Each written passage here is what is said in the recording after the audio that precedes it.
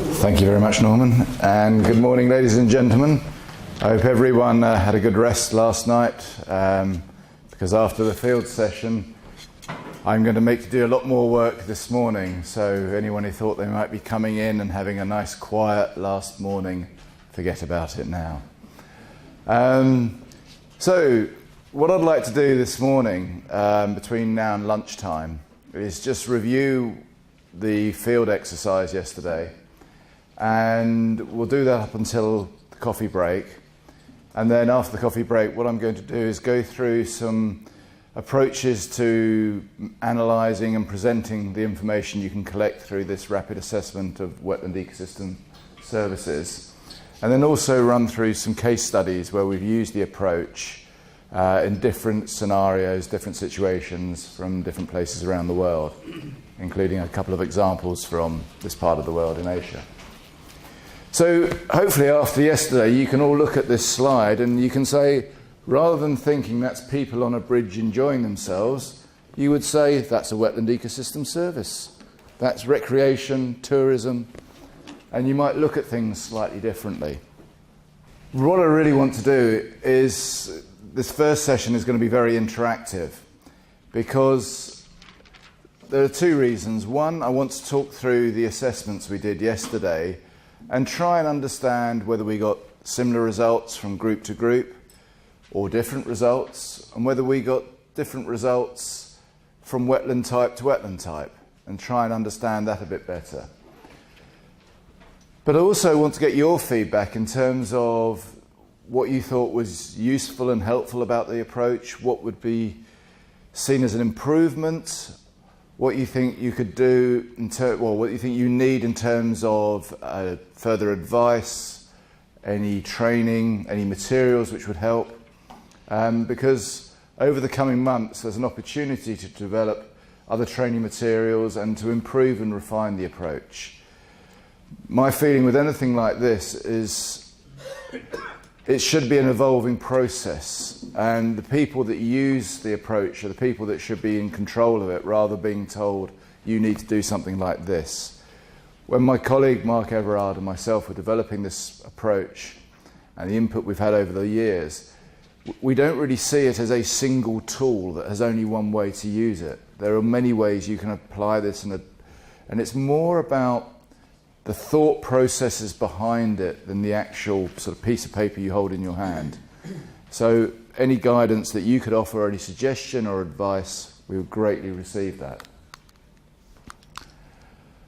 So some of the observations I would like you to consider is, when you're doing this sort of approach, and yesterday, and these are some of the observations that I picked up from going around the groups and listening to your discussions, and these are just really health checks that I want you to consider if you were to use this approach in the future, is I felt that whilst we were in a training exercise yesterday, and in some ways it's not the same as going back to your own site, maybe working with your wardens or to other members of staff or local stakeholders and doing an assessment, because there's a lot of differences between doing a practical assessment in a country like South Korea rather than you going home and doing a proper assessment at a site you're involved in. But I felt that it's quite easy just to go down the checklist and just almost tick things thinking you know the answer. And it's really important that when you're applying it, you really use observations and think about what is it you're evaluating. Because in some ways you've just, listening to some of the groups yesterday, people were going, oh yes, that's a 2+, that's a 1+, without stopping and thinking, why is that a 1+? What evidence am I using? What observations have I made that substantiate that? And one of the reasons I say that is that you can guarantee if you put something down as important and that feeds into a report, or let's say a Ramsar Information Sheet update, someone somewhere will come and ask you and challenge you and say, well, why have you said that ecosystem service is really important? And you're going to have to defend that. So you need to think, what is the evidence? What observations? What information have I used? Is it I've been talking to someone, maybe I know that because I've been involved in this site for many years. So I think that's just a health warning. Don't just assume you know the answer. Always try and think, what evidence, what observations, what information am I using to base that evaluation on? The other thing, and I had this conversation with all the groups yesterday on different services, is the whole concept of ecosystem services is about the benefits that human society, individuals, communities, that they get from nature. It's not the benefits that wildlife get, animals get. So it's very much an anthropocentric, it's a human-based view of nature. And again, with some of the groups, we were discussing things yesterday where people were struggling to look at the difference between, is it a benefit that humans get or a benefit that, say, wildlife gets, such as maybe migratory birds. So it's really important to think about who is benefiting, which communities, which stakeholders, is it local people, is it people downstream? Who is it actually that benefits? So making that real link between the service and the sector of human society that benefits. And so, for instance, we were having some conversations about the mudflat and the reed bed area yesterday, where there are no communities living out on the mudflat. So if there's no one living there, then for certain services, there might be no beneficiary. That doesn't mean that there's not the potential for the service to provide benefits. It's just if there's no humans that benefit, then that service isn't being delivered. The other point is that, and I've stressed this time and time again, the list of ecosystem services is only a starting point. And you shouldn't feel that you have to use every single service in that list every time. And I really do stress the need to try and turn that into a language that makes sense for you or for your local context. Because some of those terms are very much technical terms. And I really stress that if you're trying to do this, what I always recommend is maybe get a group of colleagues around and look at the list before you go into the field, before you assess a site, and say, well, what do we think that means for our context? And the classic one is food or fresh water. Because food could be many things. You could have many different types of food. And so if you're looking at a wetland site, let's say a Ramsar site, which might have different habitat components, you might want to divide food into food as fish, food as maybe fruit, as honey, as rice. There could be many different things, because that might be that different parts of the site provide that food. And you might want to understand more detailed investigation of food as a service, or fresh water. You might be looking at fresh water such as hand-dug wells, which would be very different to fresh water for maybe irrigated agriculture, or fresh water for providing water for livestock. So again, thinking about the services, don't be tied to that list. Try and think about applying that list within your local context. And again, I think I had this conversation with most of the groups yesterday about whether, if the service isn't occurring, that isn't a negative, that's a zero. That means no one is benefiting, so it's not a negative, it's not a positive, it's just the service isn't being realised by any sectors of human society, so you score a zero. However, there might be some situations where the service is actually a disbenefit. And so, for instance, I was having a conversation, we'll pick up on this in some of the case studies after the coffee break. You might have a wetland which is heavily polluted. It might be receiving a lot of human waste from a village. And so you'd have a positive in terms of water purification, because that wetland will be processing some of that human waste. And without that wetland, that human waste would just accumulate. So you might put a positive, because that wetland is really important in trying to cycle some of the human waste, the effluent, the nutrients. So that would be a positive, but you would see the negative in terms of air quality, because maybe the smells coming out of that would be a negative. So you would see that as a negative. In terms of provision of habitat, that might be a negative, because there might be very, very little that's living there. So to try and think about, well, who is not benefiting? There might be certain services that people benefit from, but at the same time, the same communities might be a disbeneficiary, which is a horrible word, but it means they might be a victim. So again, trying to think about who benefits, but who also suffers from that service. Because it might be the wetland is actually doing something, but it's actually a negative to some people. So rather than just saying the service isn't happening, therefore it's a negative, that's not the case. If the service isn't happening, it's a zero. And the other thing I think which was quite useful was going through the exercise yesterday. It's very obvious, and it is no surprise at all, because none of us are experts in everything, is that there are certain services I felt people feel much more comfortable in understanding because it's things they know about.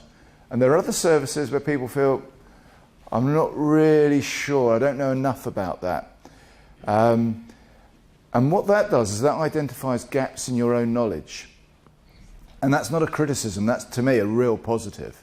Because these are the areas where you might want to go away, maybe talk to people who know more about these sort of areas. And ones that were coming up were things like disease, pest regulation, even some of the carbon sequestration and sort of global climate regulation, where you might want to think, okay, well, I might want to go and read up something more about that. I might want to go and talk to a colleague who knows more about that than me. So again, don't see this as a criticism of yourself. See it as a positive. See it as an opportunity to say, okay, well, if I'm going to undertake assessments or I'm going to train people, I need to get a bit more help on these certain services. So by going through that list and having been through the exercise yesterday, and likewise if any of you go away and train staff, you can use it to identify where weaknesses in their knowledge occur, where gaps in their knowledge occur, and you can help build those knowledge gaps.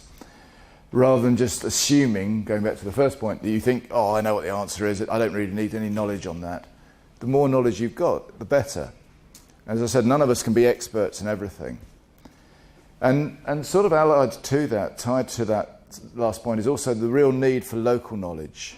And I think many of us struggled yesterday, and I think I've been here maybe half a dozen times. I still don't see myself as a local person because I'm not. I live in a very different social context in the UK. And having local input helps really fill some of those knowledge gaps. So many conversations we had yesterday, it's because none of us are familiar with that site. We're not familiar with the social context, the cultural context. So again, that really stresses the need to have local input and local knowledge feeding into the process. So there are just a few of my observations. We'll come back to your observations as we go through the next bit of the exercise. So yesterday we managed to visit 6 different parts of what is actually, it's 2 Ramsar sites, but we'll call it one large Ramsar site. From the more seaward end we saw the mudflats, which we went out on the boat. Special Group 5 and Group 7 that went out on the second boat were very lucky because they actually saw a lot more of the mudflats. The boat went further than the first boat, and that's because Group 5 and Group 7 were special. So you were very fortunate to see more of the mudflats, but even in the first boat, we still saw a lot of the mudflat. We saw the reed marsh. We saw the reed marsh. We did the assessment from one side of it, but we also saw it from the coast. The rice paddies, and we saw these rice paddies which are managed for conservation. The creek system, the small pond where they use it for education and dipping into the pond to teach people about it, and then the lake by the car park. So we saw 6 quite different wetlands, all within a larger wetland complex. And this is quite characteristic. There's very few wetland sites I know that are just completely uniform. There's usually variation within a wetland site. And I think what we've seen yesterday is quite representative of the Ramsar sites here in terms of the main habitat types. And part of the reason to try and take you to different sites was to give you more opportunity to think about maybe how different sites are functioning, how those ecological processes, those supporting services are driving the system, and how they are delivering different benefits to different stakeholders, different beneficiaries. So what I'd like to do next is, I didn't delete that, I need to delete that, would be to go through for these different the 6 different wetland types and try and fill out a consensus. So I will delete that. That was just me putting that up just to show you that. So by the time we finish, what I would like is, as I've done for tidal flat, for all 6 wetland types, to have a consensus that we've all agreed on. Now, what's going to be interesting is I think this is the 3rd time, might be the 4th time I've done this at this site, and I've got the results from the other groups. And I will go away, I won't do it today, but I'll probably do it on the plane tomorrow going back to the UK, and I will see how consistent our results are, which will be interesting.